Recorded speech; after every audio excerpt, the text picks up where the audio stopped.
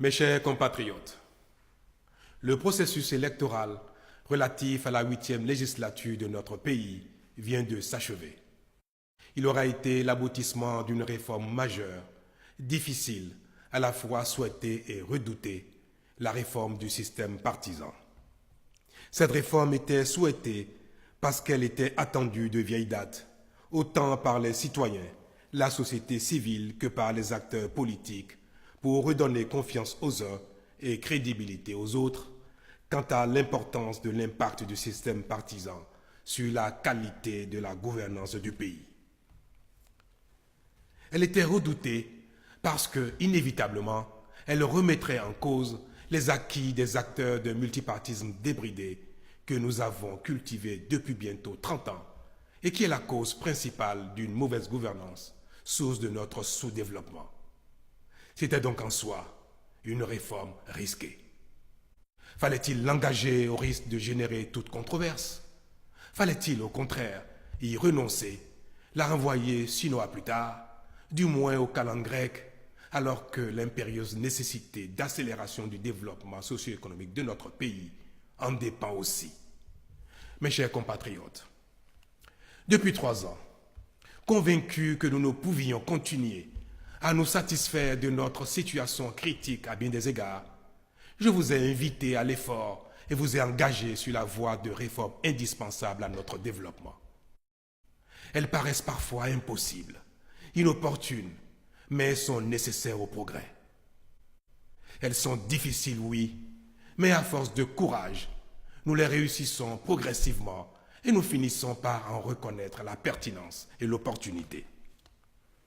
Les résultats déjà obtenus sont évocateurs à plus d'un titre.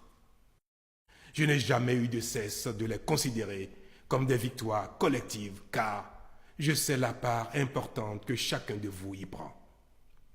Je sais quels sacrifices chacun consent. Notre pays n'a en réalité pas d'autre choix. Il est tenu et doit se révéler à lui-même par la rigueur dans la gestion et la soumission à ses lois. En cela, la classe politique a un rôle majeur à jouer et doit servir de modèle. C'est mu par cette conviction et porté par cette foi fervente que j'ai soutenu l'initiative de la réforme de nos pratiques partisanes et électorales, rassuré qu'à force de persévérance dans l'action, nous parviendrons à des résultats durables. Cette réforme, je la savais délicate. Je sais cependant qu'elle est nécessaire à notre progrès économique et social durable, car si nous ne risquons rien, nous n'aurons rien de mieux. J'avais conscience que parce qu'elle a vocation à bousculer nos acquis et habitudes, à ébranler nos certitudes, cette réforme occasionnerait des querelles politiciennes. Nous nous y sommes courageusement engagés, mais certains d'entre nous n'ont pas su faire preuve de sagesse, de mesure et de patriotisme. Leurs actions ont été d'une violence inédite. Cette épreuve-là, autant elle aura été rude, autant elle devra nourrir la naissance d'un nouvel idéal.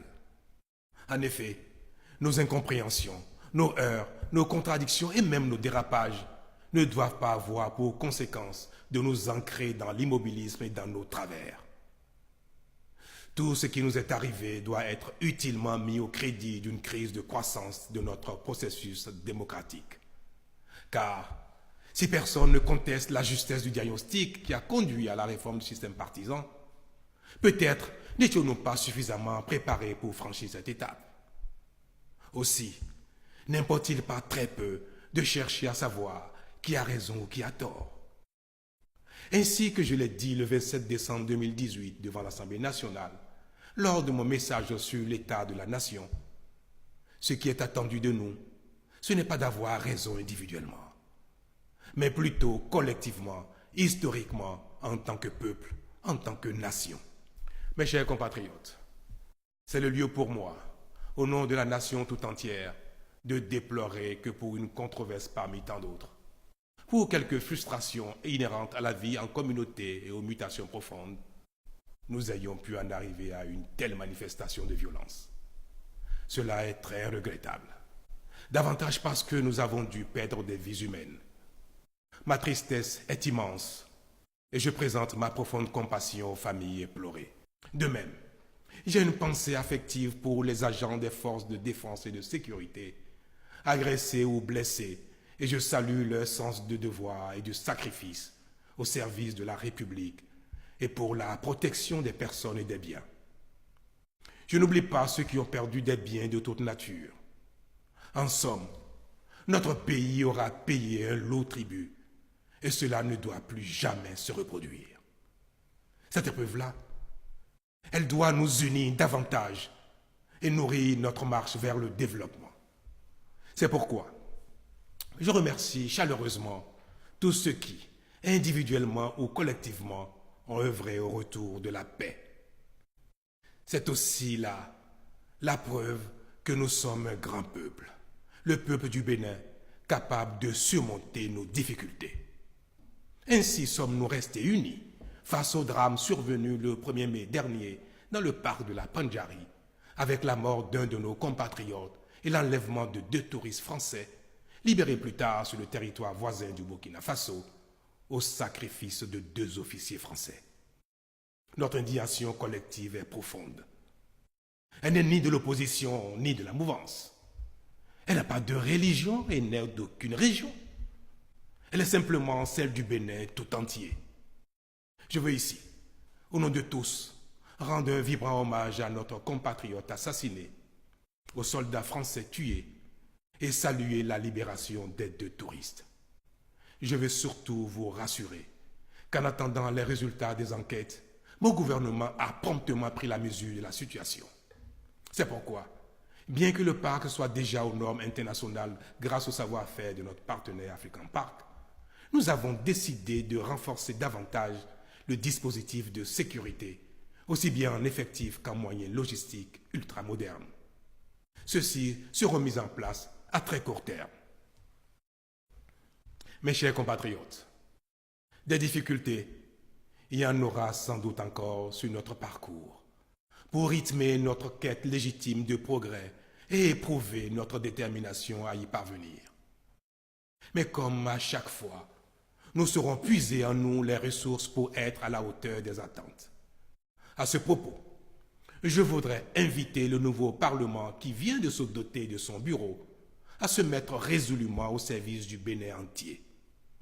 Je l'invite à jouer son rôle avec panache pour démentir les suspicions légitimes qui ont pu naître à son égard et apaiser les craintes qu'il suscite. Il doit, au nom du peuple, voter des lois qui renforcent la démocratie et soutiennent le développement socio-économique, procéder au contrôle méthodique et rigoureux de l'action du gouvernement pour l'amener à faire mieux et toujours plus au service de l'État et des populations. Je l'invite tout particulièrement à rassurer l'opposition politique en procédant à la relecture responsable de la charte des partis et du code électoral pour les actualiser en tenant compte des réalités de l'évolution de notre pays. Il devra en être autant pour la loi portant statut de l'opposition afin de lui créer les conditions les meilleures pour sa libre expression, l'accomplissement de son rôle démocratique dans les formes indiquées et en définitive pour sa contribution au développement économique et social de notre pays. Conscient que nul ne devra manquer au chantier de construction de notre pays, j'inviterai très prochainement toute la classe politique pour des échanges directs, francs et constructifs au profit de notre bien commun, le Bénin. D'ores et déjà, je veux ici vous redire, chers compatriotes, ma détermination à bâtir avec vous notre société dans laquelle la démocratie sera plus que jamais un réel instrument de développement socio-économique, où chacun est libre de ses opinions, mais responsable de ses actes, et où les lois sont les mêmes pour tous. Une société de plus en plus moderne, où chacun, au service de la communauté, dans la sphère d'action qui est la sienne, n'a qu'une seule obsession, faire grandir le Bénin chaque jour un peu plus. Vive le Bénin, je vous remercie.